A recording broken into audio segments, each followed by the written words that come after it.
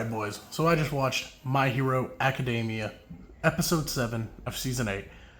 and it's very good,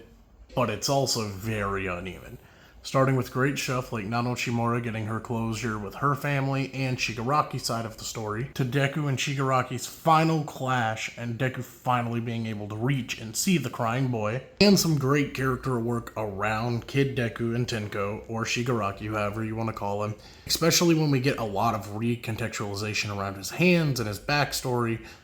Plus, I can't ignore the fact that there's also some pretty great stuff with Shigaraki acknowledging, accepting the fact that he cares for his friends and wants to be a hero and leader for them, not to forget the also wonderful and beautiful directing that's going into all of these emotional climaxes and payoffs. The truly tragic and disheartening death of Shigaraki and his final conversation with All For One, realizing everything that he had ever stood for was on his morals and not his own. The cool but mildly frustrating return of All For One, instead of letting Deku continue his end with Shigaraki, we get this oddity of including All For One into it and letting him become the final antagonist yet again. Now, I'll have some more thoughts on this in a full review, but just know for right now, this is a very conflicting point for me.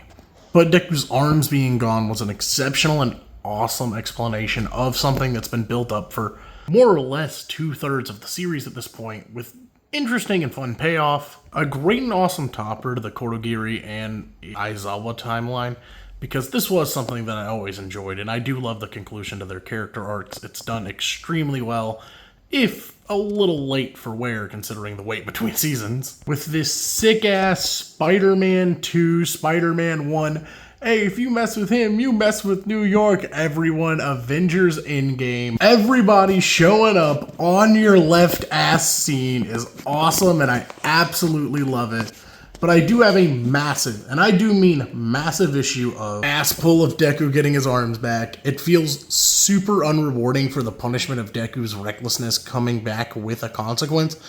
to immediately be took away. Now, again, this is a bit of an issue that Horikoshi has throughout MHA and not letting characters have consequences to their action,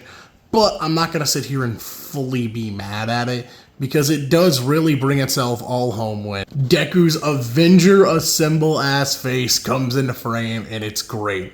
All in all, while there are some major flaws that I do have with this episode, it doesn't deteriorate from the highs enough for me to fully knock it down, but I will give this episode a solid 8 out of 10.